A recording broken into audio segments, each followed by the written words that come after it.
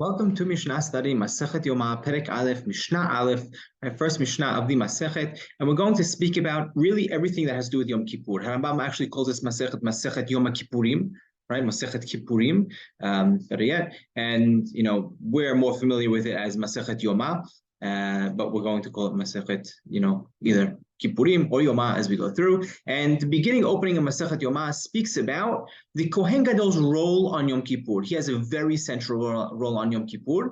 And what exactly does he need to do? And even preparations leading up to Yom Kippur. Now, much of this we read on Yom Kippur itself during Tefilat Musaf, right? The Seder Avodah. This all comes from this Masechet. You'll see if you pay attention to the Seder Avodah and Yom Kippur, so much of it is really based and rooted in our Masechet, both the quotations, the lines, the concepts, and we'll be able to glean so much from this Masechet and really appreciate our Yom Kippur today and really what it was in the times of the Bet HaMikdash. So jumping in, Shivat Yamim Kodem Yom Kippurim, Mafrishin Kohen Gadol Mevetol Lishkat Paledrim. So 7 days before Yom Kippur, a week before, we would separate the Kohen Gadol from his house. We take him, leave his house, and come to Lishkat Paledrim, right? In the Bet HaMikdash, he had a separate room where he would start to familiarize himself with the practices of Yom Kippur.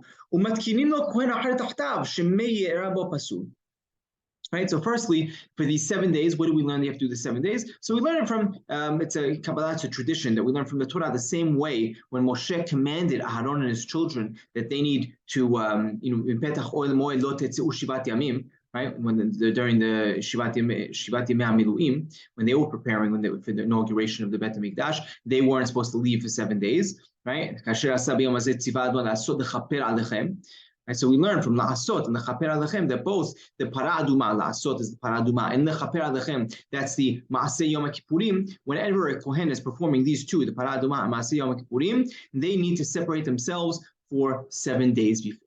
Okay, that's where we learned that from. And now, additionally, we have a backup Kohen in his place, backup Kohen Gadol in his place in case something happens. Shemei Rabu Pasul. Because maybe he may become pasul, he may become tameh, maybe his wife will become nida, right? And he comes in contact with the nida. That's it. He's tameh and he can't work on Yom Kippur. So we need to have a backup Kohen Gadol as well. Rabbi Yehuda Omer,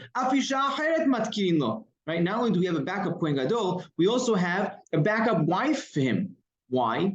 His wife may die. We know that he needs to go ahead and atone for him and his family, right? Ba'ad beto, or his bayit shelo, right? His household. Beto hi ishto. His household, who's this household? His wife. So he also needs to be able to atone for his wife. He needs to have a wife. What if his wife dies? So you know what? We have a backup wife for him as well, right? For the Kohen Gadol.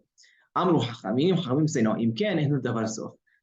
There's no end to that. What if his second wife dies, his third wife dies, his fourth, there's no end to it, right? So we can't worry about that. Right? We can't worry about death, meaning what? Not that you can't. Death is not something that's matsui. It's not something that's so common, right? Not every day, but like for someone to suddenly die on the spot, that's not something common. It's not something to worry about. But for the Kohen Gadol to become tameh, right? For his wife to become nidah, that's something a lot more common. So that's something that we do worry about. Halacha is not like Rabbi Yehuda, rather like Chachamim.